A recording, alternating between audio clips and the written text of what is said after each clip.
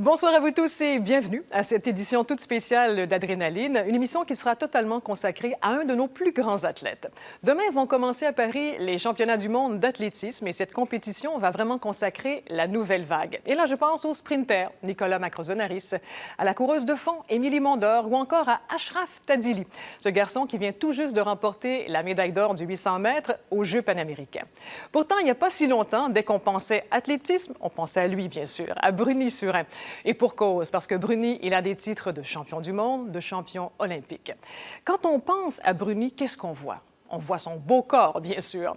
Mais sous ses muscles, il y a surtout un cœur tendre. En fait, Bruni Surin, c'est un grand sensible qui a été protégé par Bianel, sa gérante, sa confidente, sa douce surtout. Alors, si vous voulez bien, au cours de la prochaine heure, on parle de Bruni Surin. Bruni, maintenant, est vieux, il a pris sa retraite. C'est le temps des bilans, des biographies.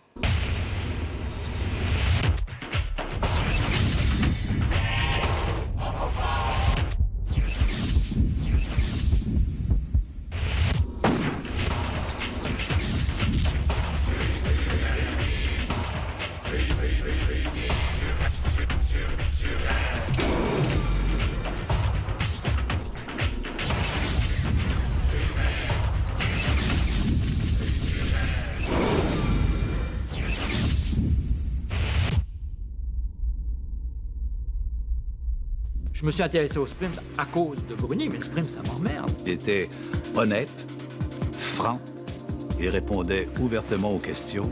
Il y a un certain nombre d'athlètes à qui je donnerais le bon Dieu sans confession, et Bruni est certainement un de ces-là. Je l'ai connu, en tout cas, à Atlanta, extrêmement nerveux, extrêmement tendu.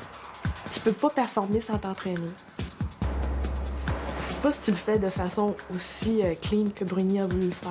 Il s'est toujours relevé, il est toujours revenu plus fort. L'image que je regarde de ma carrière, pour moi, maintenant que je regarde ça vraiment de l'extérieur, pour moi, c'est exceptionnel.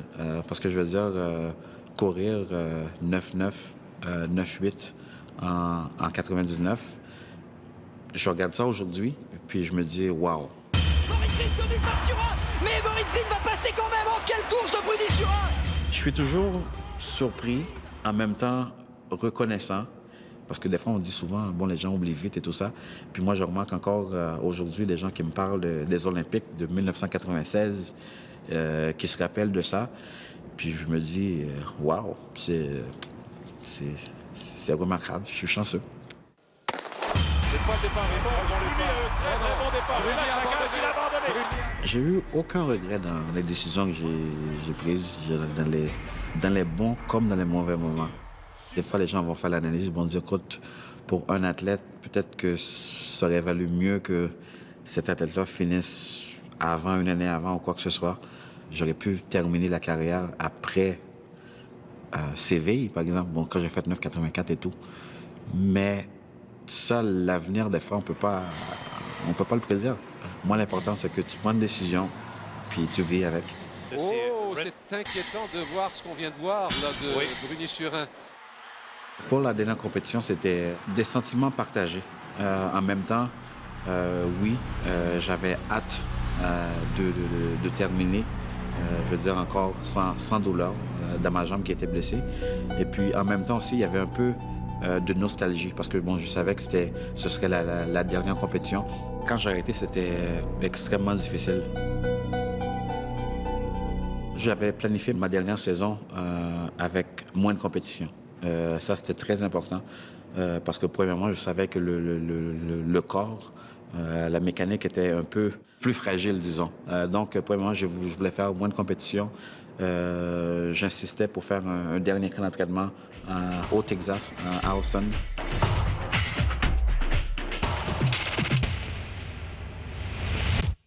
Regardez la voiture, c'est la voiture. C'est la voiture, là, t'as vu? À Austin, c'est sûr qu'il n'y a pas beaucoup de distractions. De temps en temps, on se retrouvait, on allait au restaurant, on blaguait tout ensemble, on allait jouer au billard et tout, mais il n'y a pas grand-chose à faire à Austin. C'est travail à 100%. C'était différent parce que, bon, premièrement, il y avait moins de pression.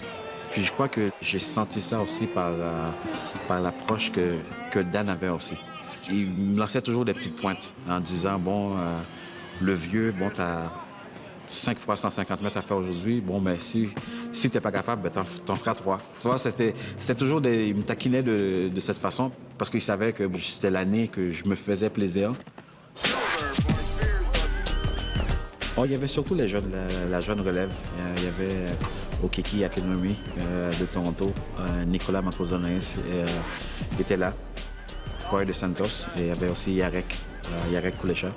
C'est sûr, je me sentais un peu comme un père avec ses fils et tout, mais je veux dire, en même temps, ça me faisait plaisir parce que je veux dire, j'ai tellement donné à ce sport, j'aimerais tant voir ces gars-là courir vite. Nick, tout le temps, je suis après lui. Je suis après lui tout le temps. Je lui dis, écoute, tu dois avoir plus confiance en toi. Je lui dis des affaires, des fois, je lui dis, écoute, là, on est amis, mais des affaires que je vais te dire, peut-être que tu vas mal le prendre, mais je dis ça pour ton bien.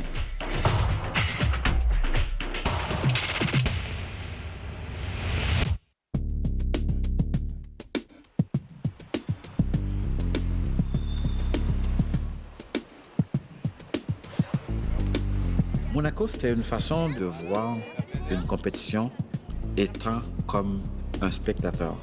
Allez les jeunes, allez! Il y a beaucoup de gens qui venaient me voir, qui me souhaitaient bonne chance pour l'après-carrière et tout ça.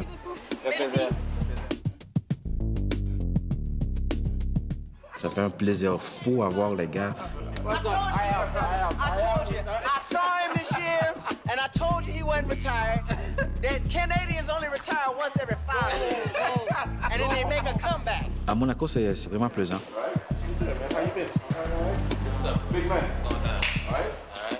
Je crois que c'est là que j'ai commencé à couper le cordon. Nice to see you. How's everything? Puis là, je me suis dit, bon, je suis plus l'athlète de haut niveau, je suis plus un sprinter et tout ça.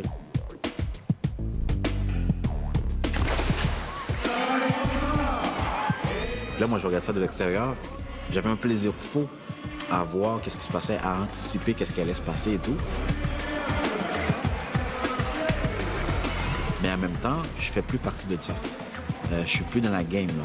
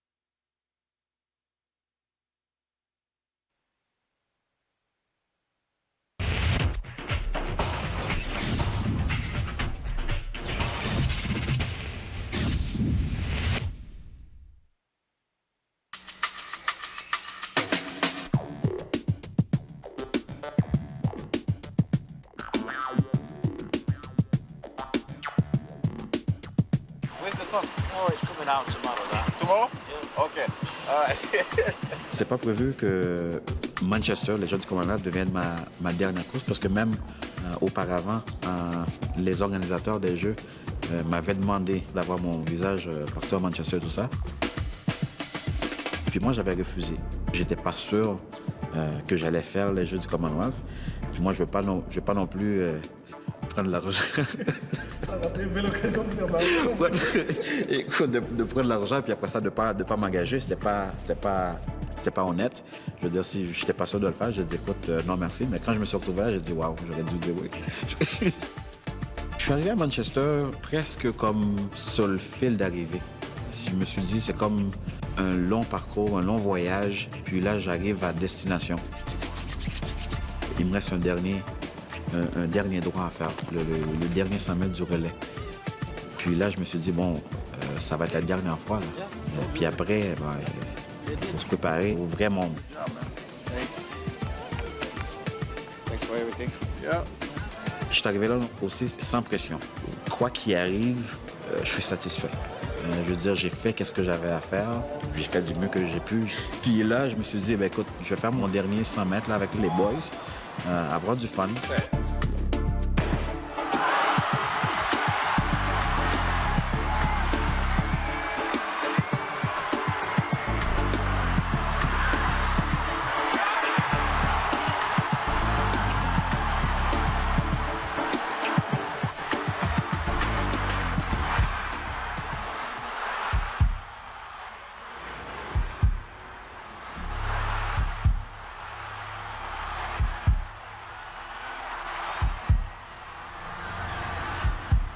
On a fini 4e. Puis, pour moi, c'était ça la fin. C'était la fin du voyage. Et je me suis dit, bon, mais terminus, tout le monde débarque. Je me suis comme retrouvé un peu seul. J'ai fait un tour de piste. Puis pour moi, c'était vraiment là le dernier tour de piste. Ça y est. Maintenant, c'est sûr qu'il faut passer à d'autres choses. Il n'y a pas de... on recule plus, là. Il n'y a pas de point de non-retour et tout. C'est vraiment fini. Et même si j'étais seul, je me suis dit, écoute, il faut pas que je pleure. Il faut pas que je pleure. Je dis, écoute, c'est beau, là. Je viens de finir. Il faut pas. OK, let's go. On continue. Puis, je pense à un moment donné, là, c'était comme... C'est venu me chercher. C'était plus fort. Je me suis vidé.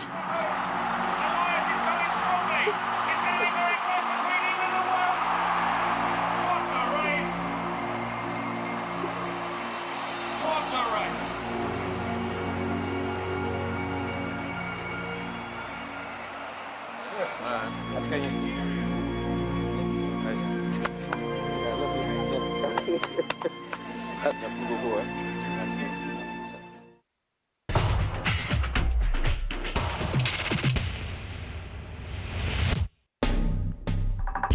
Déjà en secondaire 1, j'étais à Lucien Pagé.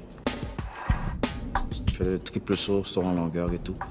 Et puis un entraîneur est venu me voir, Daniel Saint-Hilaire. Il m'a dit, écoute... Jeune homme, voici Marc-Anne, je suis entraîneur de l'équipe canadienne ici à Claude Robillard, puis je crois que tu as du talent et j'aimerais ça que tu joignes mon équipe. Bruni me regarde, il dit... Athlétisme. Ça m'intéressait pas du tout. Moi, j'étais sur l'équipe de basketball. Je dis, ben écoute, tu mesures 5 pieds. C'est pas grave, je suis un bon dribbleur, puis je saute haut, puis je suis bon.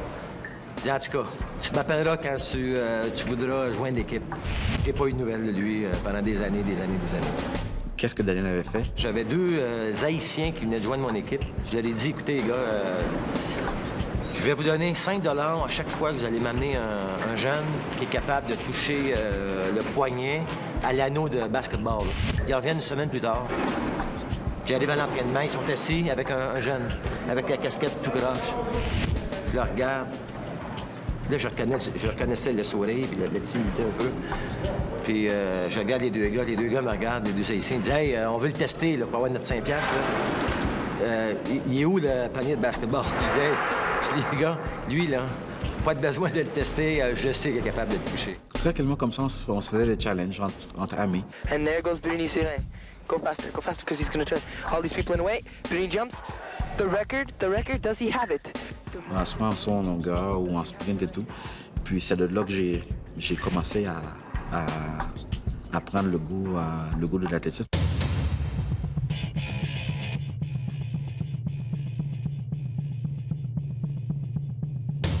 J'avais à peu près 12-13 ans d'expérience en coaching, puis j'avais jamais vu un athlète avec une puissance comme ça, une détente comme ça. Moi, je l'appelais, à l'époque, je donnais un surnom, je l'appelais l'animal. Parce qu'il courait comme une panthère, il courait comme une gazelle, puis un lion ou un tigre qui accélère. C'était vraiment animal. J'avais jamais vu ça. J'avais le feeling que ce Bruni-là pouvait réussir des choses que peu d'athlètes au monde pouvaient réussir.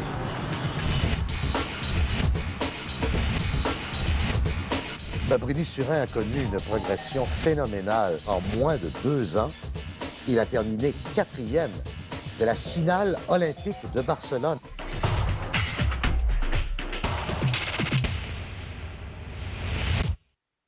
Aux Jeux de Barcelone en 92, il n'y a pas beaucoup de monde qui pensait que je serais pour arriver en finale. Je regardais les journaux. Le nom de Bruni, écoute, Bruni était inexistant. C'était comme là, une personne là, non connue et aucun espoir d'être dans les 8 finalistes du 100 mètres. Ça parlait beaucoup de Linford Christie, Dennis Mitchell, Frankie Fredericks et tous les tops dans ce temps-là. Puis je voyais pas mon nom à nulle part. C'est parti. Et cette fois-ci, c'est bon. Dans le couloir numéro 1, bon départ de Bruni Surin. Surin qui va bien jusqu'à maintenant. Surin qui va très bien. Surin qui est en tête à ce moment-ci. Bruni Surin. Quand je me suis retrouvé en finale, moi, j'étais comme... qu'est-ce que je fais là? Je me suis retrouvé en couloir numéro 1 et j'étais très impressionné. Lors de la finale, les 10 premiers mètres, j'avais l'impression que j'étais en avant. 20 mètres, 30 mètres. Là, avec l'angle que j'avais, je voyais personne devant moi. Je me suis dit, waouh, c'est pas normal. Ça se peut pas, moi, j'arrive là. À 40 mètres encore, je voyais personne. Puis je pense que c'était entre 30 et 40 mètres. J'ai comme figé. Je me suis dit, mais ça se peut pas. C'est comme si je disais, écoute, les gars, allez-y, c'est pas ma place, là. Puis c'est là que j'ai perdu ma concentration.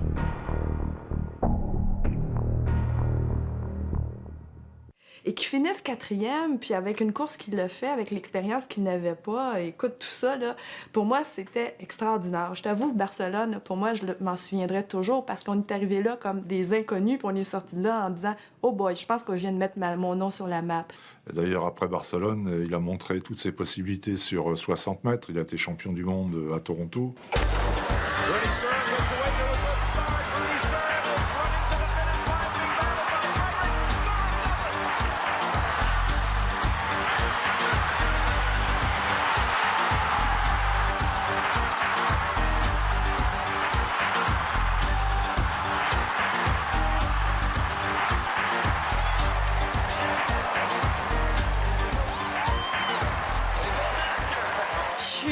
Je pense qu'il n'y a pas de mots pour décrire ça. Je veux dire, mon mari est champion du monde, puis c'est la chose, je pense, qui rêvait le plus, et je suis très contente qu'il l'ait eu.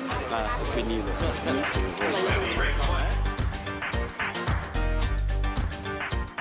C'est sûr que quand il a été vice-champion du monde à Göteborg, on s'attendait bien sûr à beaucoup de choses de lui.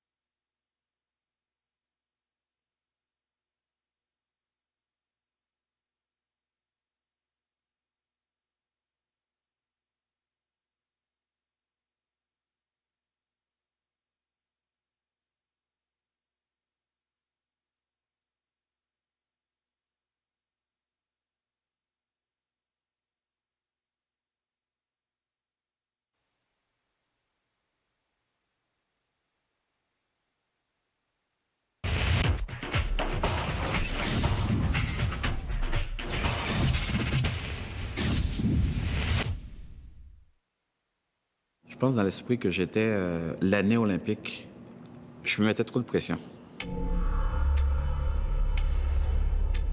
Même à un certain moment donné, c'est comme je pensais, je dis, bon, écoute, il faut que je performe à Atlanta. Il faut absolument. C'est arrivé à un moment donné que je disais que j'aimais plus ça. Que il y avait de l'écœurement, j'étais tanné. Oui, physiquement, j'étais prêt. Psychologiquement, tout à l'entraînement allait bien. Je rentrais dans mes temps et tout était bien calculé. On dirait que j'étais pas bien dans ma peau. Il manquait quelque chose, mais je savais pas quoi. Probablement qu'il y avait beaucoup de pression. Mais comme tous les gens qui subissent beaucoup de pression, ils s'en défendent énormément. Comme il fallait faire la demi-finale et la finale, j'espérais faire la finale et tout, on amène toujours notre habillement de podium, parce que c'est pas le même habit. J'étais avec mon entraîneur, Michel. J'ai regardé l'habit. Je dis à Michel, je la porte pas. Tout bonnement comme ça. Je l'ai connu, en tout cas, à Atlanta, extrêmement nerveux, extrêmement tendu. Voici Bruni Surin du Canada. Bruni qui est dans le couloir numéro 1. Et ça, c'est pas drôle. Mais enfin, il a du pain sur la planche. Bon départ de Bruni Surin. Bon départ également de Bolden. Bruni Surin qui essaie de s'accrocher. Bolden qui est là. Christie également. Et puis, ce sera difficile. Ce sera difficile. Alors ça, c'est évidemment un coup de massue. C'est terrible. On voit Bruni Surin déçu. C'est normal. Quand j'ai pas fait la finale, c'était comme « wow ». That's it. Et je l'attendais là, et je pleurais, et je pleurais. Et c'est pas, je lui en voulais pas, j'étais pas en colère, c'était juste que j'étais tellement triste, là. Je me sentais mal, mais tu peux pas savoir. Là, ça me fait de la peine, je peux pas le cacher. Mais je veux dire qu'il faut que je mette ça en arrière de moi. Je ne disais rien et je ne faisais que pleurer. Et je te jure, je pense que j'ai pleuré pendant 2 jours. Je me souviens, au milieu de la nuit, je sais pas quelle heure il était, et Bruni s'est réveillé, puis il m'a laissé pleurer, il m'a pas dit un mot, hein. Il m'a pas, écoute, essayé de me dire, écoute, pourquoi tu pleures? Il m'a pas posé aucune question. Et lui, il essayait de comprendre lui-même qu'est-ce qui s'était passé. Et je me souviens qu'il écoutait la course, il écoutait. Puis moi, chaque fois que je voyais la course, je partais encore plus à pleurer. Et là, il l'écoutait. Et puis il a dû l'écouter à peu près des centaines de fois. Et là, à un moment donné, il m'a regardé et dit, OK, ça va faire. C'est arrivé. Puis moi, c'est aussi simple que ça. C'est arrivé, puis on n'en parle plus. Nos enfants sont en santé, on est en santé, je suis en santé, la vie est belle. Écoute, on a accompli quand même des belles choses. C'est fini. C'est sa grande force de pouvoir se relever après une déception qui était quand même grande pour lui. Moi, je l'ai vu se relever. Moi, je voulais pas retourner voir mes coéquipiers avec étant triste et tout ça. Je dis, écoute, mes problèmes personnels, là, j'ai mon échec et tout, c'est pas de vos affaires. Je dis, OK, let's go. Là, nous autres, on a un travail ensemble à faire, c'est de gagner la médaille d'or. On va avoir du plaisir. Le 100 mètres, là, oublie ça. C'est moi, ça. On y pensera après. Là, on avance ensemble. Let's go, guys. 4 et 6, les couloirs États-Unis dans le 4, Canada dans le 6. Il était tellement prêt, tellement concentré, et il voulait tellement en mettre suite à sa disqualification individuelle pour le 100 mètres qu'il a mis toute la gomme. Harden has mis à Glenroy Gilbert, l'homme qui a été le plus rapide sur 100 mètres lancé. La lutte allait se faire au 3e relais entre Bruni Surin et Mike Marsh. Bruni Surin, alors que Harden va remettre à Marsh. Bruni Surin et Mike Marsh. Et là, c'est bon. Bruni Surin accélère. Bruni est en bonne position. Il dévore Marsh. Souhaitons que le relais soit bon avec Donovan Bailey.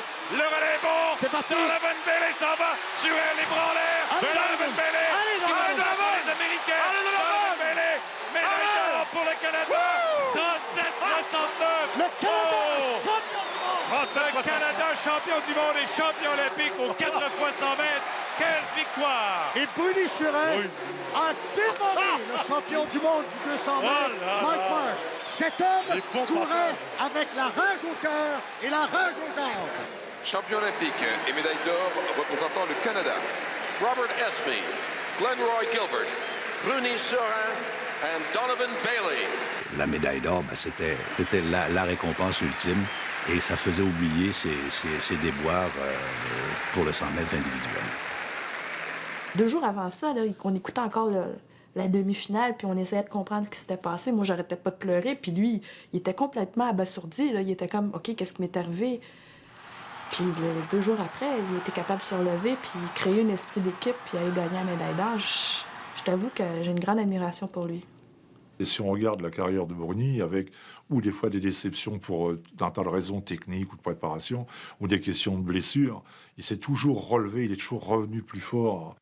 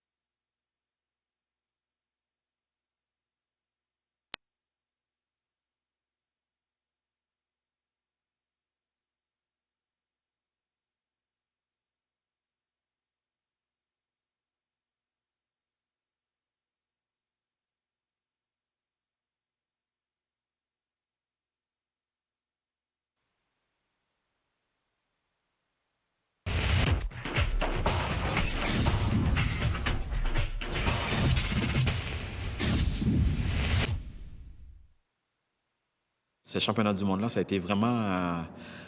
on dirait que j'étais toujours sur un nuage. J'ai toujours vu Bruni dans l'attente du moment magique. J'ai toujours vu Bruni dans l'attente du moment où toutes les pièces du puzzle qu'il représente lui-même allaient se mettre en place et pouf, il allait faire 9,84 comme il a fait à Séville en 99, donc l'année d'avant Sydney. Chez les sprinteurs, il y a cette dimension magique, réellement magique, où ils attendent que tout va se mettre en place tout d'un coup et leur foulée va tomber exactement comme ils l'ont pratiqué et tous les éléments vont être là et là, pouf, ils vont faire le temps. Je savais qu'il pouvait accomplir des bonnes choses, quoi qu'en athlétisme, surtout sur 100 mètres, tout peut arriver. Le voilà, Bruni, qui reste sur de belles performances. Séville, c'était un grand moment, parce que c'était évidemment l'aboutissement d'un long cheminement. Ma stratégie, c'était toujours... parce que Maurice, point de vue gabarit, il est plus petit que moi. Donc souvent, il va avoir un avantage sur moi dans les départs. Et puis toutes les compétitions que je faisais contre lui aussi, il était toujours en avant de moi dans les départs. Moi, ma force, c'était surtout après l'accélération. Vers 60-70 mètres, celle-là, il fallait que je l'attaque. C'était la solution la plus logique. En finale, pour une raison ou pour une autre, j'étais en avant de lui. J'ai comme précipité.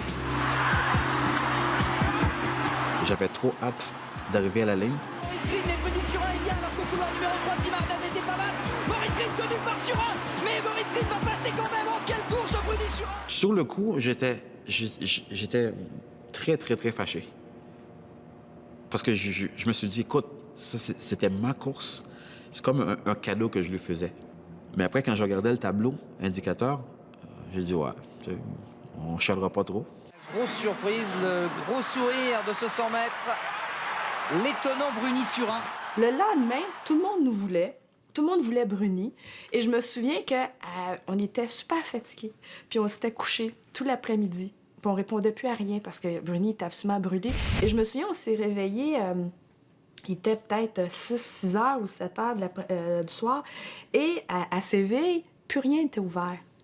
Les cafés n'ouvrent pas avant, 9-10 heures. Et là, on avait faim. Puis on pouvait pas être servi à l'hôtel.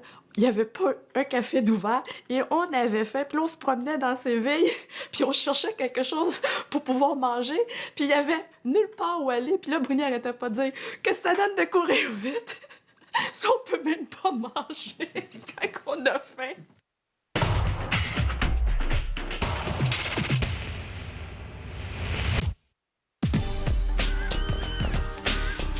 En 99, j'étais le deuxième homme le plus rapide de tout le temps. Donc, tout était mis en place pour que je gagne, on espère, la médaille d'or en l'an 2000.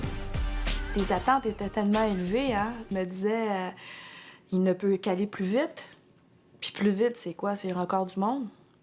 Malheureusement, la sélection olympique... Il s'est blessé avec un délai beaucoup trop court pour pouvoir récupérer avant Sydney. Je savais que c'était sérieux pour la simple et bonne raison que Bruni était invité à peu près à tous les Grands Prix, tu sais, le Grand Prix 1, le Golden League et tout. Et puis, ben, il cancellait toutes ses apparitions.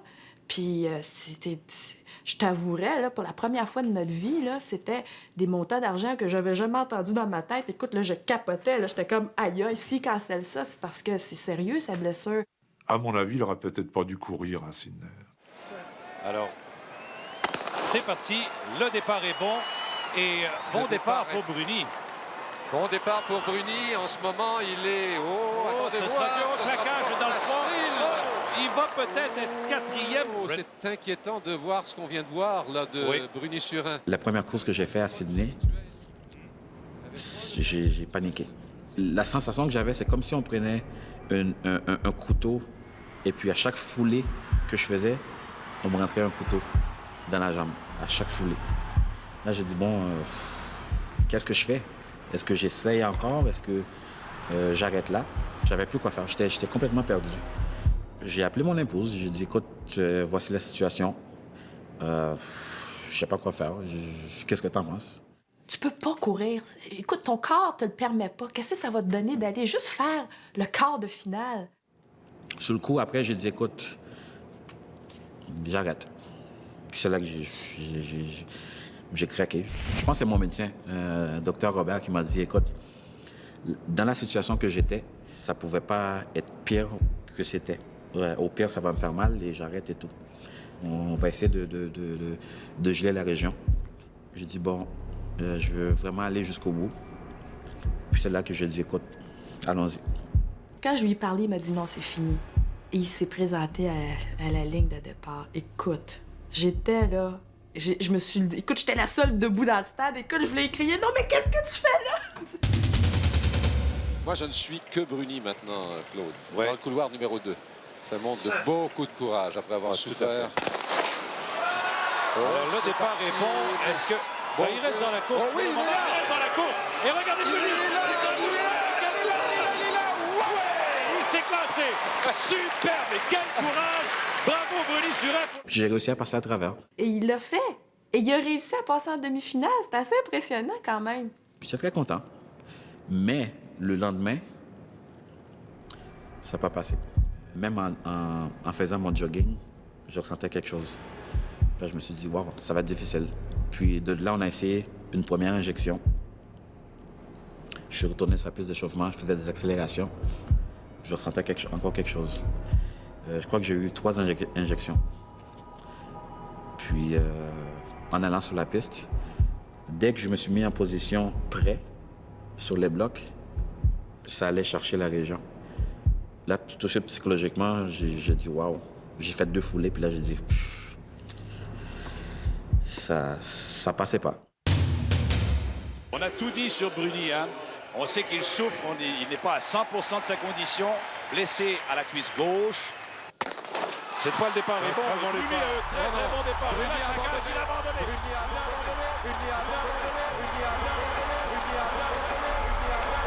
C'est un peu égoïste, mais là, tu te mets à dire, hey, c'est pas juste la vie. Tu sais, c'est ses derniers jeux. Et là, tu te dis, j'ai tout fait ça, puis il est blessé. Tu sais, je veux dire, son corps n'a pas suivi. Il va falloir que passer dans la mix zone, où est-ce qu'il y a tous les journalistes. Puis là, je me suis dit, là, moi, je vais pas pleurer. Pas du tout. Moi, je suis un tough. Il n'y a rien là. Écoute, c'est les Olympiques, wow, big deal. J'ai fait mon possible. Ça n'a pas passé. Je vais raconter mon histoire. Je veux dire, depuis hier, après la première fois que j'ai couru, moi, je me suis dit, bon, est-ce que je vais continuer ou quoi? Mais j'ai essayé d'aller quand même au bout. Je ne voulais pas avoir de regrets. Donc, c'est tout ce que je pouvais donner. La blessure est encore là. Puis maintenant, bon, on va voir qu'est-ce qu'on peut faire. J'ai été jusqu'au bout.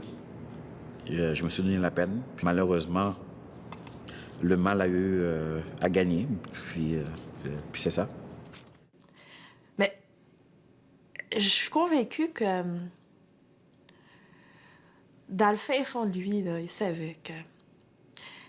Tu sais, quand t'es si longtemps en athlétisme,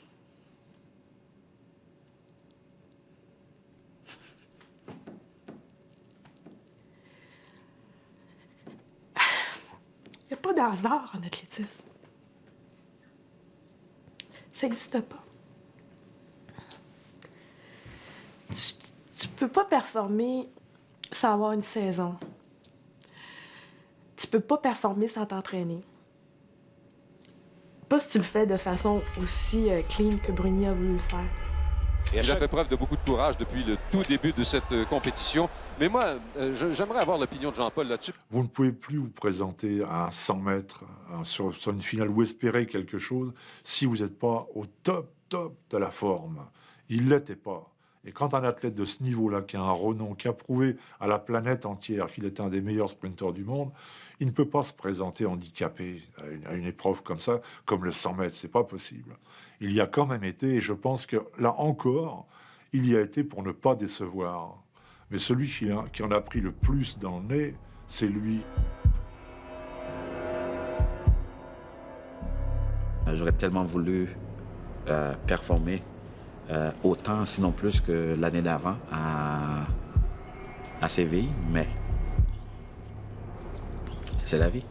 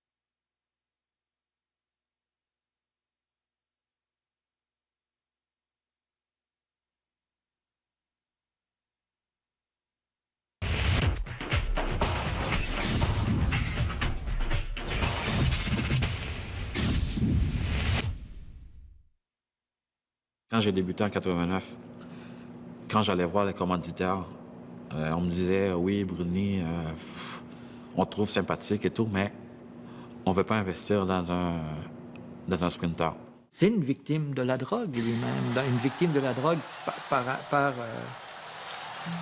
indirectement. Il est arrivé dans la foulée de Ben Johnson. Le gars après Ben, est-ce qu'il en prend lui aussi? À chaque fois que je faisais une entrevue, il y avait la question de dopage.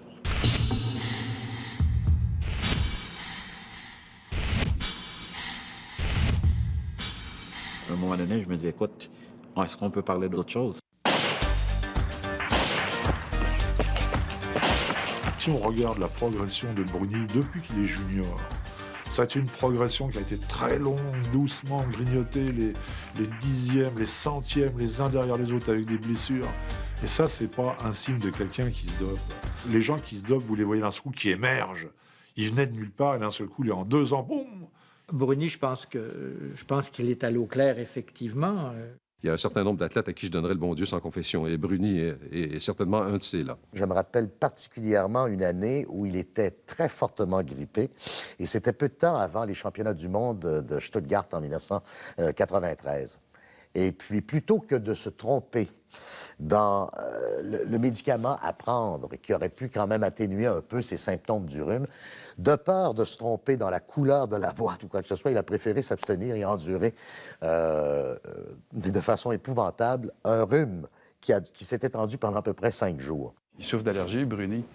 Chaque fois qu'il prend un médicament, il est toujours en train de se demander si il lit toujours toute la liste des ingrédients pour être sûr qu'il n'y ait rien. Puis même que le médecin avec qui il fait toujours affaire lui dit « T'es paranoïaque, arrête, il n'y en a pas d'affaires illégales là-dedans. » La plus grande satisfaction que j'ai eue, là, c'est comme j'ai dit, j'écoutais tous les gens qui disaient que c'est pas possible de courir en dessous de 10 secondes, c'est pas possible de courir 9 et tout ça.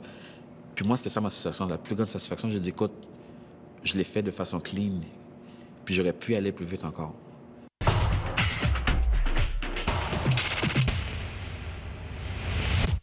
L'expression anglaise, quand les Anglais cherchaient la femme. Hein? Tu sais, Bruni, là, je crois qu'il n'aurait jamais pu être ce qu'il était sans Bianel. Oh mon Dieu, je suis pas d'accord.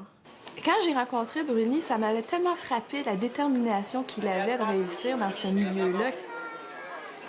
On a commencé jeune ensemble. On a commencé, puis c'est l'année aussi que je commençais le sprint. Donc on a tout vécu, les bons moments, les mauvais moments ensemble. Merci beaucoup. J'aimerais maintenant vous remercier et rendre hommage à la compagne de ma vie, à celle à qui je dois beaucoup, sinon tout. Elle a dû voir aux affaires courantes, s'occuper des enfants, qui a mis ses ambitions de côté pour m'aider à réaliser les miennes. Lionel, je t'aime. Merci beaucoup. Et juste Bruni me dire « je t'aime » pour moi, là, en public, là, c'est un exploit, là. C'est vraiment pas des choses qu'il dit régulièrement, parce que Bruni va toujours me dire « mais tu sais, là, tu sais, je veux dire, je te le démontre à tous les jours, tu sais. Pourtant, je le sais. » Écoute, il me l'a démontré des milliers de fois, mais, tu sais, il le dit presque jamais. C'est Bruni. Avec Bianel, c'est avec la personne que j'ai tout partagé, je crois. Je pense que c'est la personne qui m'a permis d'avoir je veux dire, quand ça va mal en athlétisme, j'arrive à la maison. Tu sais, l'athlétisme, moi, je m'en fous, là. Je veux dire, c'est ça l'important pour moi. C'est l'épouse, c'est la famille. Il a aussi eu la chance d'avoir une femme qui est toujours très pratique, les deux pieds sur terre. Moi, je pense que ce que j'ai amené à Bruni, c'est surtout un équilibre. On a eu des enfants, il savait que j'étais là pour m'en occuper, puis que, tu sais, il se sentirait pas coupable de partir puis d'atteindre ses buts en Europe ou en Asie parce que j'étais là. Là, c'est le dernier long voyage, là. Ah oui? Oui. Bianel, je pense que c'est l'autre moitié de moi, là.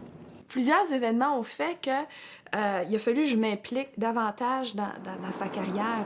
Là, tu t'occupes de quelqu'un qui est souvent parti, tu règles les choses de la vie courante, la maison, tu négocies ses contrats, tout ça par téléphone.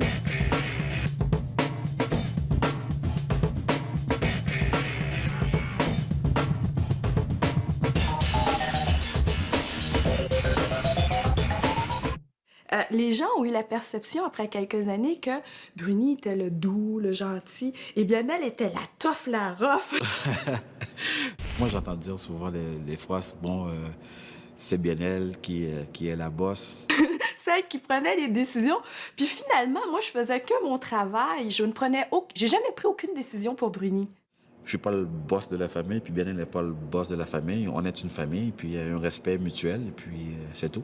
Un jour, j'ai dit à Bruni, il va falloir que tu t'extériorises un petit peu parce que ça a comme pas de bon sens, là. Je suis comme la méchante, là, qui... Fait que ça a été...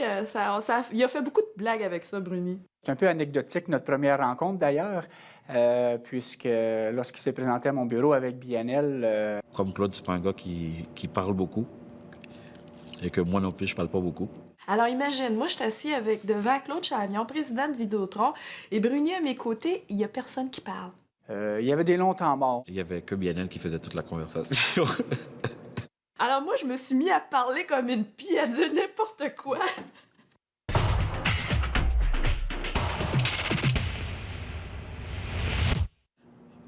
Bruni, c'est un gars qui est très timide. Bruni, c'est quelqu'un aussi qui parle pas beaucoup de ses émotions à lui. C'est pas le genre de personne qui m'a déjà dit écoute, tu es la femme de ma vie et je t'aime à la folie. Dans le fond, dans sa nature même, je crois que Bruni est un garçon réservé. Je veux dire, c'est tout l'envers d'un sprinter, c'est tout l'envers d'un... Moi, j'appelle ça des chromés. You know, there's so many of the 100-meter male sprinters that are just so cocky and loud, and he's one of those few male sprinters that just gets the job done. You know, you don't see him out there talking a lot of trash. He's very respectful, and I think that's why I admire him so much, and the fact that he's finishing his career this year, it's going to, you know, I think that he'll be missed in the sport of track and field. He's just been a very humble man, and I think he's proven that he's one of Canada's greatest, and you know, it's been an honor to race against him and be on the circuit with him. And it's going to be sad to see him leave. But I'm kind of happy because there's one less person to worry about, especially being the oldest guy in the sport right now. Il donne beaucoup de l'importance à ses adversaires, il salit ses adversaires avant et après, donc c'est vraiment un homme qui respecte tout le monde, dehors et pendant la course. Et je pense que c'est une qualité vraiment extraordinaire. Bruni Surin, au-delà de l'athlète, c'est probablement un des êtres humains les plus sympathiques que j'ai connus, les plus disponibles, les plus gentils. Vous allez pour la compétition? Oui. Okay. En plus, je suis une coureuse, alors ah ouais? Je suis une sportive. Demi-fond? Je fais de la course, je fais des marathons. Ah, OK. Ben, il n'était pas le meilleur, mais il était dans les meilleurs. Il y a quand même, je sais pas, le 2e ou 3e temps de toute l'histoire du 100 mètres. Je veux dire, tu peux pas parler de... je pense pas qu'il lui ait manqué quoi que ce soit. Il a été au maximum. Je crois qu'il a aucun regret à entretenir. Il a été au maximum de ce qu'il a pu donner. Et ce qu'il a donné, ma foi, c'est pas... faut pas employer le mot honnête. C'est prodigieux ce qu'il a fait. Alors, vous me dites, bien sûr, il n'a pas fait ce que Carl Lewis a fait. Il n'a pas fait ce que Donovan a fait. Il n'a pas fait ce que... Mais là, quand vous en allez en avoir nommé 3, c'est fini. Là. Et ce qui le distingue encore plus... c'est sa nature, c'est qu'il échappe à la caricature de ces athlètes qui sont tout en extérieur, qui n'ont rien en dedans. C'est dans toute ma carrière, qui est quand même assez longue, puis ça fait 50 ans que je fais ce métier-là, c'est certainement un des 2 ou 3 ou 4 athlètes là, les plus sympathiques et les plus performants aussi que j'ai rencontrés. Vous ne l'avez pas vu avec une médaille d'or autour du cou, mais moi, je m'en fous des médailles d'or et tout ça. Je l'ai vu avec ces 2 filles...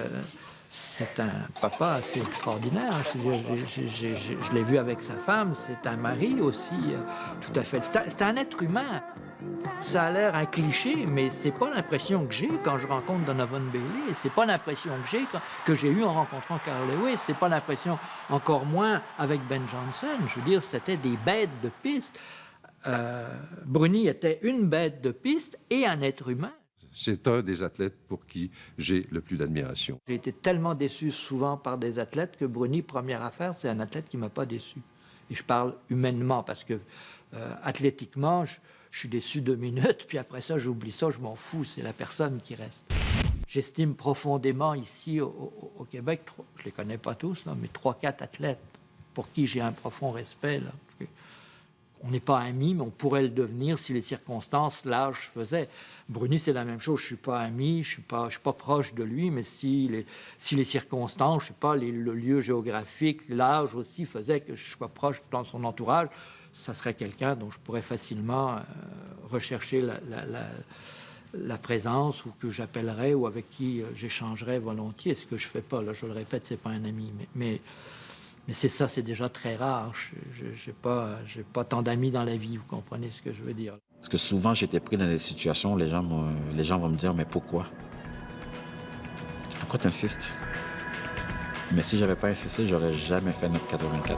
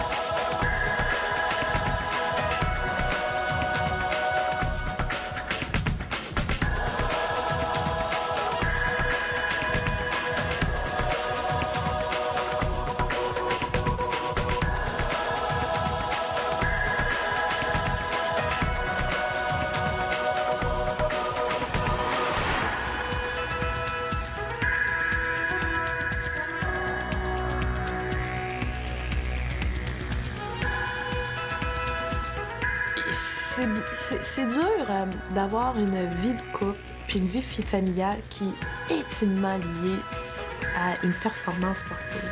Il me semble que j'aimais mieux l'athlétisme que je courais, que bon, je n'étais pas connu, puis que j'arrivais premier ou dernier. C'était le fun parce que j'avais pas de mauvaises critiques et tout ça. Mais là, quand tu arrives à un certain niveau, tu n'as pas le choix de rester là.